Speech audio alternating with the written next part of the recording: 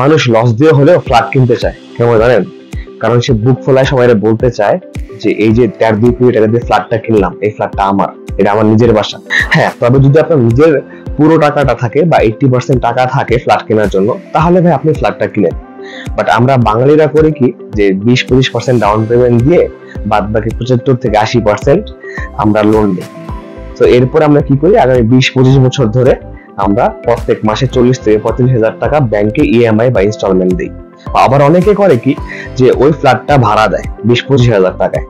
তো দেখা যায় কি আলটিমেটলি আপনি 20-25,000 টাকা ভাড়া পেলেও 15,000 টাকা এক্সট্রা দিয়ে আপনাকে ওই 40,000 টাকা আপনাকে ব্যাংকে ইএমআই দেওয়া লাগে। কিন্তু আমরা যদি ঢাকা শহরের গত 20 বছরের ইতিহাস দেখি, তাহলে দেখবো যে গত 20 বছরে ঢাকা শহরের জমির দাম বেড়েছে 15 গুণ। কিন্তু এরপরেও আমাদের জমি কেনার প্রতি একটা অনীহা। তো আমাদের যদি কারো একার পক্ষে 4-5 কাঠা জমি কেনা যদি সম্ভব না হয়, তাহলে আমরা যেটা করতে পারি, আমরা 5-7 জন ফ্রেন্ড বা ফ্যামিলি মেম্বার নিয়ে একটা জমি কিনে রাখতে পারি। কিছু বছর পরে আমরা একটা ডেভেলপারকে দিয়ে সেটা ডেভেলপ করিয়ে আরো কিছু টাকার বিনিময়ে আমরা দেখা যাবে একটা ভালো একটা 1200-1400 স্কোয়ার ফিটের একটা ফ্ল্যাট পেয়ে যাবো। এখন আপনি যদি আমাকে বলেন যে ভাই আমি রেসিডেন্সিয়াল রিয়েল এস্টেটে ইনভেস্ট করতে চাই, তাহলে আমি আপনাকে বলবো আপনি অনগোয়িং প্রজেক্টে ইনভেস্ট করেন। কারণ দেখা যায় কি, আপনি যদি একটা ready to move in flat বা একটা কমপ্লিট ফ্ল্যাট কিনতে চান, তাহলে আপনার খরচ হবে 1 কোটি টাকা।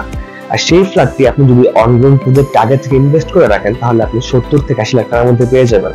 সো এরপরে ফ্ল্যাটটি কমপ্লিট হয়ে গেলে আপনি ওই ফ্ল্যাটটি 1 কোটি টাকায় বিক্রি করে দিলে আপনি দেখবেন আপনার লাভের পরিমাণ থাকবে 10-20 লাখ টাকা। আর ঢাকা শহরে এমন অনেক রিয়েল এস্টেট ডেভেলপার আছে যারা অনগোয়িং প্রজেক্টের জন্য ফান্ড কালেক্ট করে।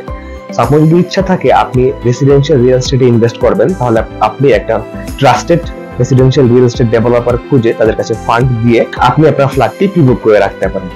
সো রিয়েল এস্টেট নিয়ে আমার এই কন্টেন্টটি যদি আপনার ভালো লেগে থাকে, তাহলে আমার চ্যানেলটি সাবস্ক্রাইব করে দিন। ধন্যবাদ।